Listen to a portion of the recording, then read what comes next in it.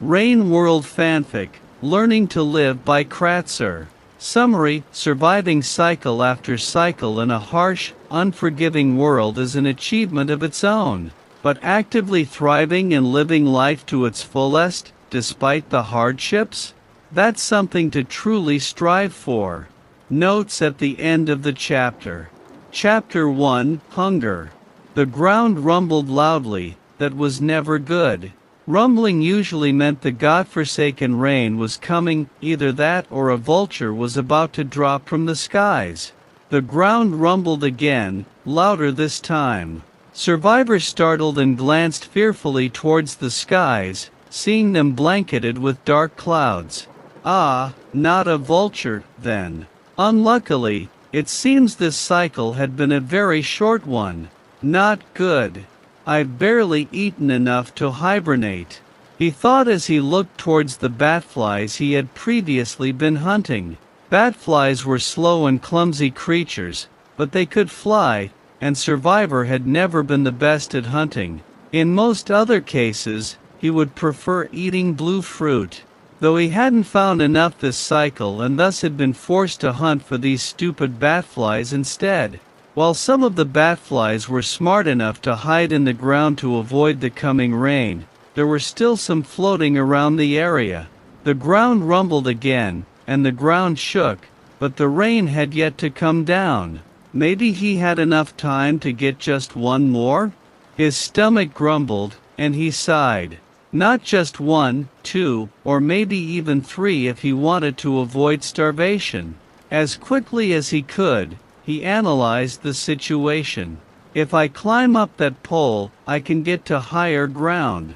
From there, I could get the drop on them, maybe? He nodded to himself. That might just work. He quickly made his way to the pole and climbed up to a platform above the hovering batflies. Peering over the edge, he saw the batflies fluttering their wings while still hovering in the same place. It seems they hadn't noticed him yet. After taking a moment to properly gauge the distance, Survivor arched his back and leaped. He flew through the air towards the batflies. His expectation was to intercept one or two of the batflies' paths and grab them before landing on the ground to eat. Survivor quickly realized he must have made a miscalculation as he flew past the batflies, his paw missing them by just an inch. He landed on the ground, turned around, and scowled at the batflies. They almost seemed to be mocking him, flying in small circles around each other. That didn't go well, but his plan had potential. I should try again, but this time before Survivor could properly finish his thought, the cycle truly came to an end. As he felt a raindrop hit his muzzle, he recoiled in fright. Survivor decided to abandon his plan and, with a yelp, turned around and started running. The rain had yet to turn lethal, but it was only a matter of time before the drops would fall with enough force to batter and kill. In his experience, it would not take long. He inwardly berated himself for not immediately turning tail when he heard the rumbling. The further he had to run, the faster his heart started beating. He swiveled his head left and right, trying to find shelter. The rain was picking up frighteningly quickly, and the ice-cold drops made Survivor shudder. There was a shelter here before, he knew there still was, but where? The intensity of the rain was blinding, and at any moment now, it would be too late. That couldn't happen. He couldn't die this way again. Getting beat and battered by rain, drowning, or freezing to death in the frigid waters. There were many deaths he would rather never suffer through again, but water-based ones were some of the worst. These thoughts only made his panic rise further as he kept running. Suddenly, he started recognizing his surroundings. The shelter was closed. He was sure of it. He stopped for just a moment, looking around quickly. The rain and rumbling suddenly stopped, and Survivor could feel his lungs seize up in terror. He needed to find the shelter. Where is it? Where he felt like he could cry tears of relief as his eyes fell upon the pipe in the wall. There it was. Wasting no time, Survivor sprinted towards the pipe and hurled himself inside. Just as he slid through, he heard the rumbling and rain start back up. Just 1 second longer, and he would have been a very dead slug cat. He landed on the shelter floor hard enough that it temporarily knocked the wind out of him. The shelter's machinery whirred to life with a resounding, mechanical growl and locked Survivor inside. He was safe. He survived. Despite himself, he started laughing giddily. Suddenly, his stomach cramped up as he fell into a coughing fit. Survivor sat up and tried his best to regain his lost breath, failing miserably. It took him way longer than he'd like to finally calm himself down, taking slow and deep breaths. He could hear his own rapid heartbeat in his ears, and his lungs were screaming for air. Eventually, Survivor managed to catch his breath and calm his heart.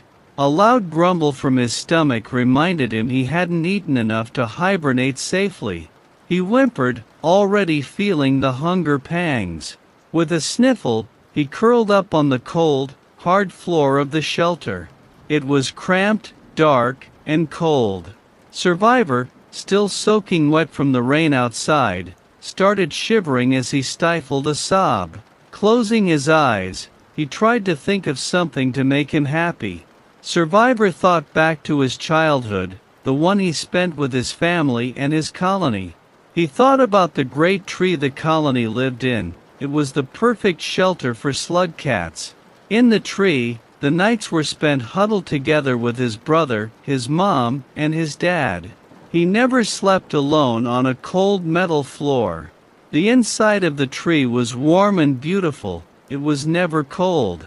Blue fruits grew from stems inside the tree. They were delicious, and they grew often enough that he never had to go to sleep hungry. The rain was never intense enough to flood into the tree and drown him. He smiled briefly at these happy memories. Then he opened his eyes and frowned. He missed the great tree. He missed his colony. But most of all, he missed his family. Plagued by these thoughts, Survivor eventually managed to cry himself into a restless sleep. As the unrelenting rain outside eventually trickled down to nothingness, the shelter once again whirred loudly as it opened. Survivor sluggishly got to his feet and blinked slowly. He tried to take a step, only to stumble and nearly fall over. His vision was blurry, and he had to wait a moment before he could see clearly again. Slowly but surely, taking one agonizingly slow step at a time, he went through the pipe that led to the outside. Carefully, he peeked his head out and scanned his surroundings. Seems safe enough, he thought as he fully stepped out of the pipe.